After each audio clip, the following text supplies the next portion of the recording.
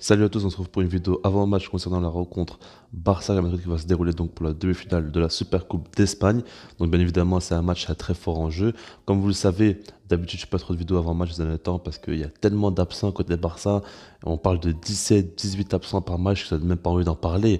On sait même pas qui va jouer, il y aura des joueurs de l'équipe B, des joueurs qu'on connaît même pas, tout ça. Enfin, pour moi, c'est un peu trop exagéré. Là, ça va un petit peu mieux. Des joueurs reviennent, comme on va voir par rapport à ça, qui sera de retour, tout ça, qui pourra jouer ce match-là.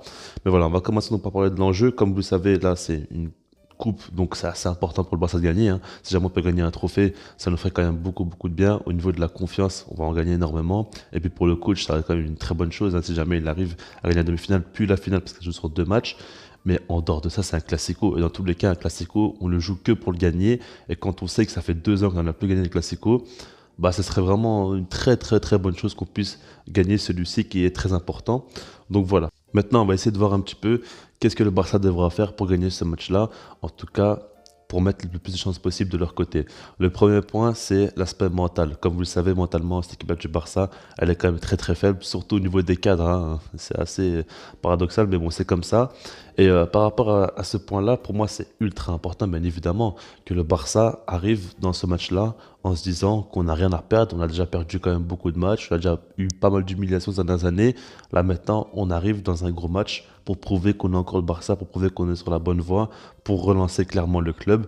Il va falloir y aller à fond, mettre une grosse pression sur ces joueurs-là du Real Madrid, et puis surtout essayer vraiment de créer des différences individuellement. Si on joue un jeu trop simple, si on joue un petit peu de manière trop prévisible, on n'essaie pas trop de casser des lignes ou quoi, ça va pas le faire. Notamment les ailiers, pour moi, ils auront un grand rôle dans ce match-là. Il va falloir vraiment qu'ils créent beaucoup, beaucoup de différences sur leur côté pour qu'on puisse créer un surnombre. Clairement, si jamais les ailiers jouent en retrait constamment ou quoi, ça va pas le faire. Vous verrez que les latéraux côté Real Madrid auront la consigne très claire de dès qu'un ailier du Barça touche la balle, il va falloir qu'il soit le plus proche possible de lui pour ne pas le laisser se retourner ou tenter quelque chose. Donc du coup, par rapport à ça, si jamais les ailiers du Barça n'arrivent pas à se retourner, n'arrivent pas à éliminer en un contre un, bah ça va poser beaucoup beaucoup de problèmes. Donc il va falloir vraiment que les ailiers arrivent clairement à créer des différences et à tout simplement éliminer leur vis-à-vis, tout simplement. C'est pas si compliqué que ça. Mais après, c'est des joueurs quand même de grande qualité en face. Maintenant, il va falloir quand même que les joueurs du Barça essaye clairement de tenter parce que sinon ce sera quand même très compliqué. Après, il y a un autre point pour moi qui est ultra important. Il va falloir clairement que le Barça mette beaucoup beaucoup de pression sur cette équipe-là du Real Madrid. Je m'explique, pour moi, pour qu'on puisse vraiment leur faire mal, il va falloir qu'on joue très haut sur le terrain. Il va falloir qu'on mette un gros pressing en place, un gros contre-pressing aussi en place. Après, vous me direz certainement que le Real Madrid a clairement la qualité technique nécessaire pour sortir du pressing. Et là-dessus, c'est vrai. Mais en fait, le truc, c'est que le Barça doit jouer sur leur qualité. Et si jamais on laisse le Real Madrid donc mettre leur jeu en place, c'est-à-dire un jeu très lent où ils arrivent clairement à attendre le bon moment ou attendre une petite erreur pour lancer une profondeur ou quoi, quelque chose comme ça, pour essayer de marquer un but, ben on va se faire bousiller clairement parce que défensivement on est catastrophique, ça on le sait. Et à chaque fois qu'on joue défensif ou quoi, ben ça marche pas parce que tout simplement on n'a pas les qualités nécessaires pour jouer comme ça. Donc du coup, là on est le plus fort, c'est quand on joue haut sur le terrain, c'est quand on arrive tout simplement à trouver des espaces. Et quand on arrive clairement à jouer notre style de jeu, c'est-à-dire avec deux élites qui collent la ligne, un neuf qui arrive à faire de bons appels, qui arrive à être assez, donc qui peut alterner entre les appels où il redescend et les appels en profondeur, mais en tout cas qui gêne beaucoup les deux centraux, parce que si les deux centraux sont gênés, les alliés auront plus d'espace automatiquement. Et quand les milieux aussi arrivent à se projeter dans le demi-espace gauche ou droit, bah c'est là qu'on arrive vraiment à être dangereux et à créer des surnombres. Et quand on crée le surnombre, bien évidemment, on peut marquer des buts. Donc par rapport à ça, il va falloir vraiment qu'on assume pleinement notre jeu pour espérer quelque chose et puis surtout faire en sorte que le Real Madrid n'arrive pas à poser son jeu. Après, vous me direz aussi que Vinicius aurait beaucoup d'espace dans ce dispositif-là si jamais on joue très haut, tout ça. Et là-dessus, c'est vrai. Maintenant, pour moi, il faut prendre des risques, il faut assumer des risques. Et après, on verra avec la compo que je vais essayer de compenser ça. Mais si on ne prend pas de risques, on n'arrivera jamais à gagner ce match-là. Et pour moi, il va falloir vraiment qu'on tente le tout pour le tout, limite. Donc voilà, maintenant, on va passer à la compo. Et j'ai mis en place un 4-3 avec Ogo Ter Stegen. C'est assez logique, hein. Neto mérite même pas qu'on cite son nom. Je sais pas pourquoi je l'ai fait. Au niveau de défense centrale, j'ai mis Araujo accompagné de Clément Langlais. J'ai pas mis Piqué. Pour moi, c'est logique. Dans ce match-là, il ne doit pas jouer. On a besoin d'Araujo absolument. Normalement, il devrait être de retour. Je sais pas s'il pourra être titulaire ou non, mais pour moi, c'est une grande priorité parce qu'on a besoin d'un central comme ça qui est très très rapide, très physique aussi. On sait très bien qu'Araujo, c'est une valeur sûre. On sait qu'on a contre un face à Benzema ou Vinicius. Celui qui a le plus de chances de les gagner, bah, c'est de très loin Araujo. et je le fais totalement confiance, alors que Piqué, je ne fais pas confiance du tout. Après, à côté de lui, l'anglais, certes, il peut faire des grandes erreurs, tout ça, mais personnellement, je préfère avoir l'anglais que Piqué. Et de très loin, parce que dans ce match-là, on va jouer très très haut, dans mon idée. Donc si on joue très haut, avec beaucoup d'espace dans son dos, Piqué ne sert absolument à rien. C'est vraiment un joueur qui va beaucoup plus nous poser de problèmes qu'autre chose. Au niveau de latéraux, j'ai mis Daniel Alves côté droit, Sergio Dest côté gauche.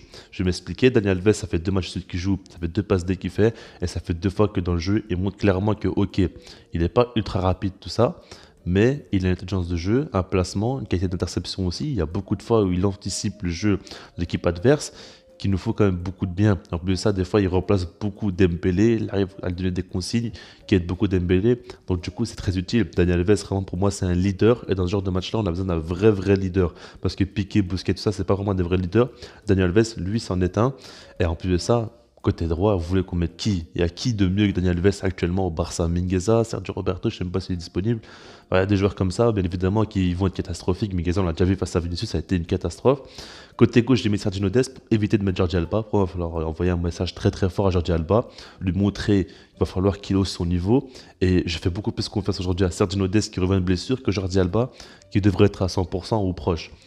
Clairement, je vous le dis, alors qu'il ne jouera pas sur son bon pied, ok, mais on pourrait lui demander d'avoir un rôle de latéral qui rentre dans le jeu un petit peu comme à City, on voit, mais Xavi l'a déjà fait, on l'a déjà vu dans plusieurs matchs, parce qu'on aura un ailier qui va coller la ligne, et du coup, lui pourra plus rentrer dans le jeu et soutenir un peu le milieu de terrain, et après, avec sa vitesse, il pourrait faire des retours défensifs.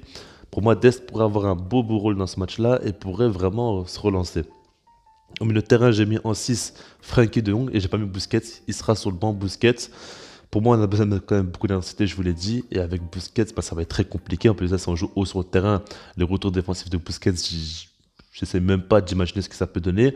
De Jong, lui, c'est vraiment qui peut le faire. Il sera peut-être pas à 100%, mais selon les informations, il sera disponible pour ce match-là et il sera convoqué. Je ne sais pas si pour être titulaire, ben pourquoi pour moi, comme Araujo, c'est 2 joueurs essentiels, vraiment essentiels dans ce match-là. Donc du coup, Frenkie de Jong, moi je lui ferai beaucoup confiance au poste de numéro 6. Avec en relayeur, j'ai mis Nico et Gavi. Certes, Pedri est de retour, mais il n'est pas à 100%. Il a eu une blessure, il a rechuté, il a eu le Covid et maintenant il est en fin de retour. Si on le met directement titulaire dans un classico avec une telle importance, pour moi c'est clairement mortel. On ne doit pas faire non plus des folies comme ça. Donc du coup je le ferai rentrer en cours de match. Mais j'ai mis Gavi et Nico. Alors ça, Gavi m'a déçu sur son carton rouge.